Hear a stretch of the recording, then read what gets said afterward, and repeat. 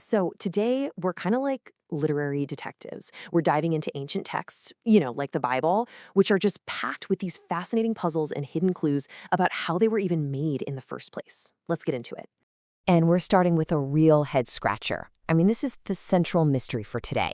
How is it even possible that three different books from three different authors can have the exact same sentences? Not just similar ideas, but word for word identical passages. I mean, that sounds almost impossible, right? And here's the evidence, plain as day. On the left, you've got a bit from Matthew. On the right, a bit from Luke. And the words from John the Baptist, they're identical.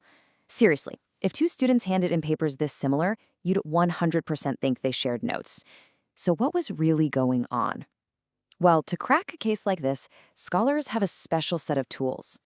Okay, the first tool in our detective kit is something called source criticism. You can think of this as like the textual forensics part of our investigation.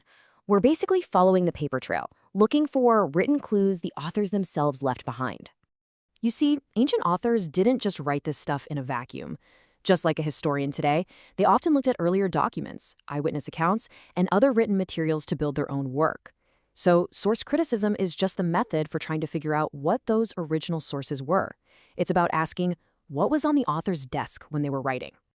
And this isn't just some wild theory. We can actually see it happen pretty clearly in the Old Testament. The Book of Chronicles tells a lot of the same stories as the books of Samuel and Kings, and a lot of the time it uses really similar language. It's obvious that the author of Chronicles had Samuel and Kings sitting right there, using it as a main source for their own version of the history. All right, let's bring this tool back to our original mystery. This whole puzzle with the Gospels is actually so famous it has its own name, the synoptic problem. Synoptic just means seeing together, because you can literally lay these three books side by side and see the similarities. And source criticism, well, that's the key that's going to unlock this whole thing. So after years and years of detective work, most scholars have settled on a leading theory called Markan priority. And the idea is actually pretty simple. Mark wrote his gospel first. It was shorter, maybe a little more direct. Then, later, the authors of Matthew and Luke both got a copy of Mark, and they used it as a blueprint to build their own, more detailed accounts. This shows us how Matthew and Luke tweaked Mark's story for their own people, and that tells us a ton about their own unique messages. This chart lays it all out pretty clearly. Mark seems to be drawing from oral traditions, stories people were telling. But then Matthew and Luke, they both seem to use Mark, plus some other stuff.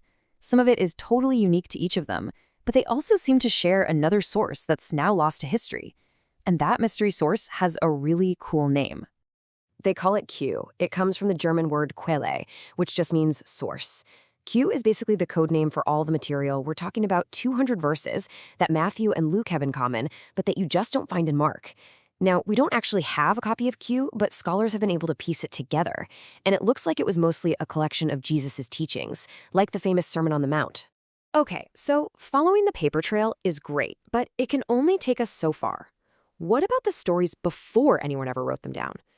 Before Mark or even the Q source existed. These stories about Jesus were just being told, passed from person to person. To dig into that phase, our detectives need a second tool: form criticism. This is all about analyzing the oral evidence. So form criticism breaks a big text down into its smaller building blocks, like a single parable, or one miracle story, or a short saying. The goal here is to figure out what that little unit looked like when it was just a spoken story, and even more importantly, how the early community used it. Was it a teaching tool? Was it part of a worship service? Was it used to settle an argument? I love this analogy. Think about finding a piece of paper that just says milk, eggs, bread. You know its form instantly. It's a list. You can guess its setting. Someone's getting ready to go to the grocery store. And you know its intention. It's a reminder so they don't forget stuff. Form critics are doing that exact same thing, but with ancient stories. And this is why it's a game changer. Figuring out a story's original form, its genre, can totally change how we get its meaning, right? You wouldn't read a grocery list like it's a love poem, and you probably shouldn't read every part of an ancient text in the exact same way either. For instance, scholars notice this repeating pattern in the Old Testament they call a prophetic call narrative. You see it with Moses, with Isaiah, with Ezekiel. It always follows these 5 steps. And the point of this form isn't just to tell you what happened. That repeatable structure is actually there to prove the prophet's message is legit, to show the community, hey, this person was really sent by God. Here's another form, this one from the Gospels. It's called a pronouncement story. Basically, it's a short little story about something Jesus did, but the whole narrative is built to lead up to one powerful, memorable saying at the end. It's like the punchline of a joke. The whole reason for telling the story is to deliver that one powerful message. So we've looked at sources, we've looked at forms, we've untangled some of these literary puzzles. But why does any of this detective work actually matter? What's the real payoff? Well, it's all about moving from just solving the puzzle to understanding the text's deeper purpose.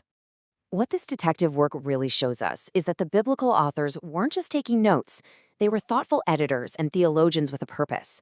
By tracing their sources and understanding their forms, we get to see how they carefully chose and arranged their material to speak directly to the problems and needs of their own communities. It's like we get a front row seat to this incredible journey stories took, from a spoken word to a crafted book, and finally to what became sacred scripture. And that leaves us with one last thought. These tools aren't just for ancient texts. I mean, think about the news you read, or the movies you watch, or even just the way a friend tells you a story. What are their sources? What's the form of their story? And what's its purpose? Once you start looking, you'll find you're a literary detective too.